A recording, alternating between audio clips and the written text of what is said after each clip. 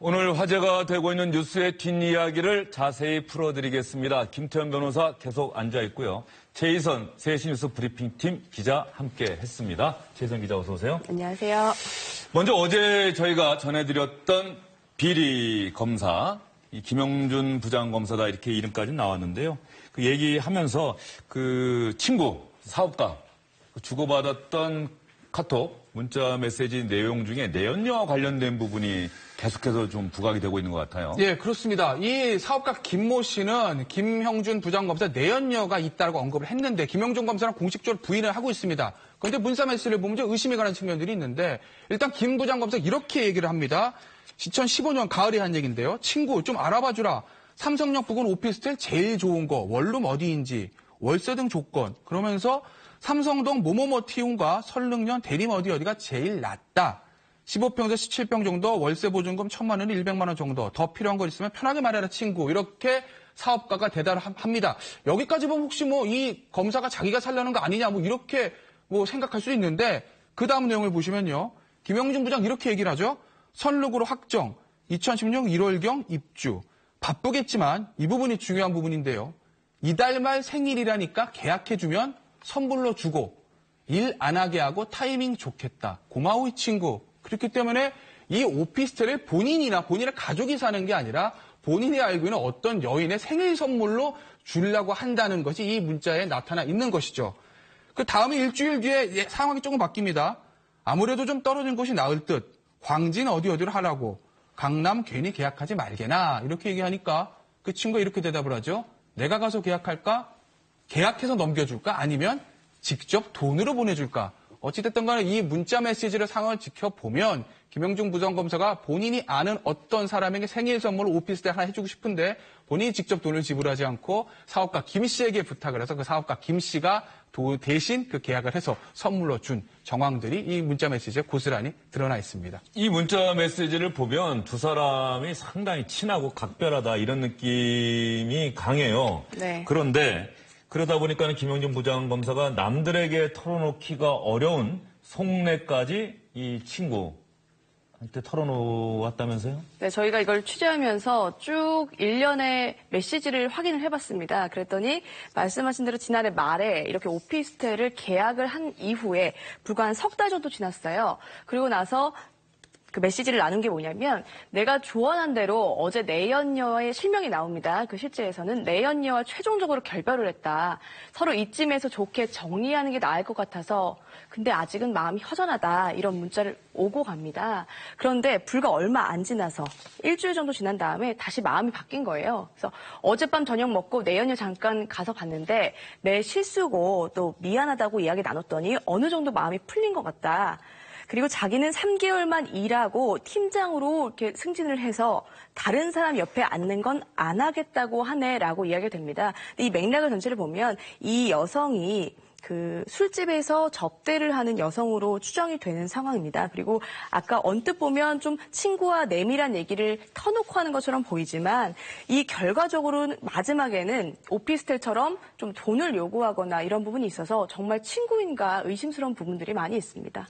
내연녀와 헤어졌다가 다시 만나고 다시 만나기로 한 날 김영준 부장검사 친구에게 또 무언가를 부탁하죠? 예, 그렇습니다. 어제 저희가 말씀을 드릴 때 500만 원 김영준 부장검사는 야 이거 내가 술집 종업원에게 외상 술값 갚느라고 보내달라고 한 거 빌린 거다 이렇게 얘기하면서 어느 계좌로 돈을 보내려는 얘기를 하는데 그 계좌주의 이름이 아까 말씀드린 그 내연녀 실명이 공개된 내연녀 이름과 동일합니다.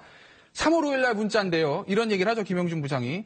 어제 얘기한 대로 4개 빌려주는 것을 하고 월요일 보내줘 마음을 완전히 되돌리라고 해. 누구 마음을 되돌리라고 했을까요? 도와주라 친구. 나중에 개업하면 이자 포함해서 곧바로 갚을 테니 송금은 누구누구로 이름으로 내가 마련해 주는 거라고 했으니 지난번 거 네가 보낸 거 알아서 같은 회사 이름하면 안 되고 이렇게 얘기를 합니다. 즉 이 내연녀에게 돈을 보내야 되는데 예전에는 이 사업가 김 씨의 회사 이름을 보내서 본인이 직접 보내주는 것처럼 안 됐으니까 이제 본인이 보내는 것처럼 이런 식으로 돈을 보내라 라고 얘기를 합니다. 그랬더니 이 사업가가 뭐라고 그러냐면 1,000만 원 맞지 처리했다. 그런데 실수로 회사 이름 보냈네. 그러니까 다시 괜찮아. 잠시 변통해서 계좌주 전혀 모르니까 이렇게 대답을 하고 맙니다. 예. 그 보면 내연녀와 관련해서 여러 가지 얘기들을 참 많이들 주고 받았는데 네. 그 두 사람이 그 얘기를 서로가 다른 사람에게는 하지 못할 얘기까지 많이 하고 그러다 보니까는 카톡만 주고받은 게 아니라 만나자 네. 이런 얘기도 유달리 많이 했다면서요. 그렇습니다. 이게 내연녀와의 얘기부터 자주 만나자는 얘기까지 그 문자 메시지가 오간 시간을 보면 대부분 오전부터 근무 시간입니다. 그러니까 제가 개인적으로 생각할 때는 과연 이 일을 했을까 싶을 정도로 문자를 자주 보냈는데요. 이 내용을 보면 이따 저녁에 다시 뭉치자. 8시까지 여기로 갈게. 여기가 지속적으로 등장하는 술집의 이름입니다. 취재된 바로는 가라오케로 알려져 있는데요. 여기에서 만나자라고 얘기를 하고 그 다음에 나는 일찍 가서 파트너를 골라줄게 라고 했습니다. 이 문자를 보면 여기서 그 고가의 이 술집에 오간 걸 알 수가 있는데요. 취재된 바에 따르면 최소 한 번 갔을 때 한 100만 원에서 술값이 한 400만 원까지도 나오는 곳이라고 하고요. 또 아직 김 씨의 주장만 있지만 이렇게 한 달에 2번씩 만났고 술값을 본인이 냈고 게다가 헤어질 때는 100만 원 이상의 용돈까지 챙겨줬다라고 얘기를 하거든요. 그렇게 해서 이 사람이 또 주장한 게 이렇게 토탈 자기가 이렇게 스폰을 한 돈이 한 7억 원에 달한다라고까지 얘기를 하고 있습니다. 다만 이건 아직까지 김 씨의 일방적인 주장이고요. 이에 대해서 김영준 부장검사는 만약에 스폰 받은 돈이 그 정도면 자기는 한강으로 바로 달려갔을 거다라고 이렇게 강하게 부인하고 있는 상황입니다. 하지만 감찰에서 이 부분은 밝혀질 것으로 보입니다. 예. 내연녀 문제까지도 함께 고민했던 김영준 부장검사와 사업가 친구.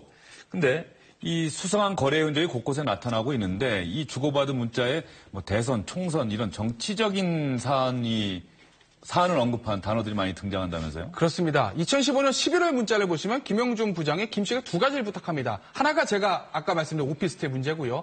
또 하나는 토지 매각을 부탁을 하는데 이렇게 얘기를 합니다. 친구 좀 알아봐주라. 뭐뭐 토지 매각하는데 시세. 그리고 나서 이런 얘기를 하죠.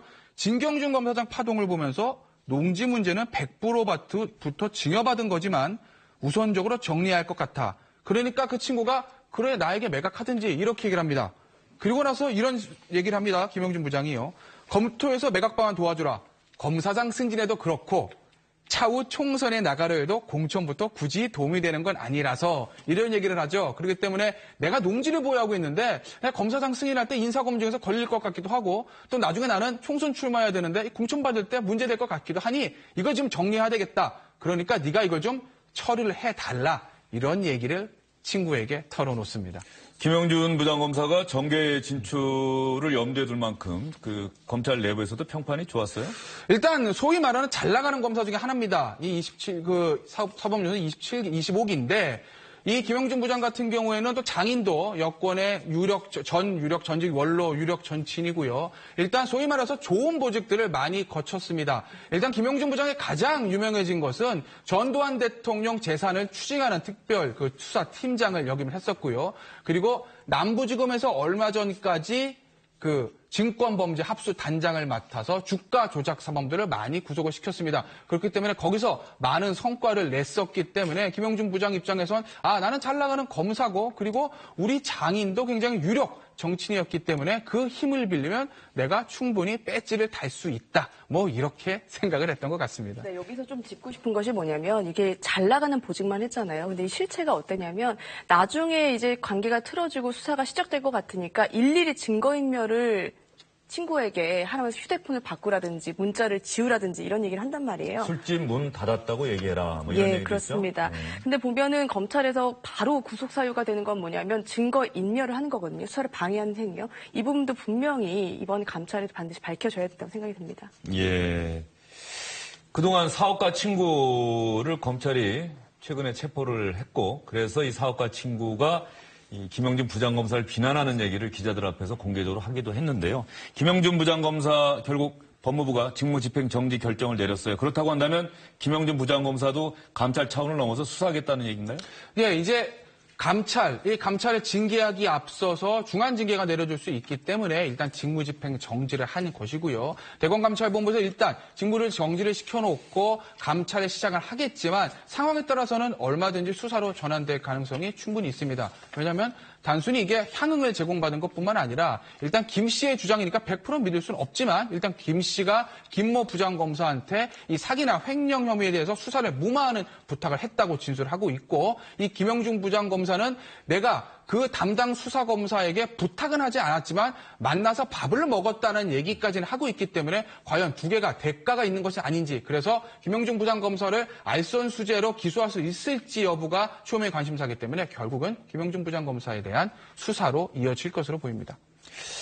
참 아이러니한 게 검찰 내부 검사에서 비리의 냄새가 나고 있는데 결국 그 비리 여부를 밝혀내는 일은 또 검찰의 몫이다. 이게 상당히 어떻게 국민들이 받아들일지 그거는 한번 검찰이 생각을 좀 해봤으면 좋겠고요. 다음 소식으로 넘어가 볼까요? 일본 고백에 대규모 경찰 병력이 출동하는 일이 있었습니다. 지금 한 번에 보기에도 심상치 않은 사람들, 이른바 머리 짧고 어깨는 넓으신 사람들인데 무슨 일이 벌어진 거죠? 네, 어제 오전 일본 신고베역인데요. 경찰이 삼엄하게 경비를 서고 있습니다. 언뜻 자세히 보면은 이렇게 몸 수색을 하는 모습도 볼 수가 있거든요. 왜 이런 난리가 벌어졌냐 궁금하실 텐데요. 잠시 뒤면 그 사실을 알 수가 있습니다.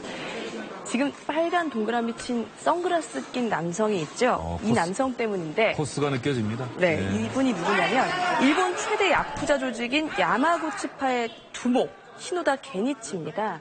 이 두목이 여기에 온다는 소식을 듣고 상대파 조직원들이 한번 몸싸움을 벌일 것 같아서 경찰이 모인 건데요.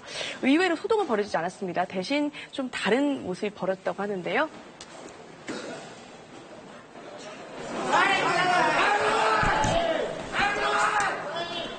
네, 경찰은 흉기 난동이 벌어지지 않을까 하면서 삼엄하게 경비를 섰던 건데 오히려 저렇게 비아냥거리면서 사인해달라고 종이를 내밀었다고 그래요. 근데 두목은 그걸 무시하면서 차에 유유히 타고 떠나는 모습을 볼 수가 있습니다. 우리나라에서는 예전에 뭐 조폭끼리의 싸움, 패싸움 이런 거 봤습니다만 최근에는 보기가 어려워요. 그런데 일본에서는 야쿠자, 지금 뭐 1년 전쟁이다 뭐 이런 얘기도 여전히 지금 일어나고 있는 것 같은데 이유가 뭡니까? 이 야마구치파, 일본어로 야마구치 구미라고 합니다. 일본에서 가장 크고 오래된 조직인데 1915년에 아마 고베에서 한국 노동자들을 중심으로 탄생한 조직입니다. 2015년 이제 포브스지가 집계를 했는데 자산이 무려 우리 돈으로 8조 원입니다. 전 세계 폭력 조직 중에서 두 번째로 많은 자산을 가지고 있다고 합니다. 그런데 왜 이렇게 1년 전쟁이 벌어졌냐면은 아까 그 빨간 원 속에 들어있는 지금 현재 두목. 이 현재 두목은 나고야를 기반으로 한 사람입니다. 그렇기 때문에 본인 휘하에 있는 나고야, 시노다 게니치죠. 시노다 게니치 현재 두목인데 나고야를 중심으로 하는 본인의 파벌만 챙기다 보니까 이 야마구치 구미의 발상지인 고베, 즉 고베를 기본으로 하는 전 두목인 구니오가 독립을 해가지고 고베 야마구치파를 결성한 겁니다. 그래서 고베 야마구치파 그리고 현 야마구치파 이 조직이 두 개로 분열돼서 1년간 지금 항쟁을 하고 있다고 합니다. 이 과정에서 일어난 범죄는 86건이고요. 이 중에 살인사건도 4건, 총기 사용한 범죄도 10건이 이른다고 합니다. 예, 김태현 변호사 얘기 잘 들었습니다. 일본 야쿠자 어쨌든 간에 화면의 모습만 봐도 상당히 뭐 눈길이 쏠리긴 하네요. 오늘 두 분 말씀 잘 들었습니다.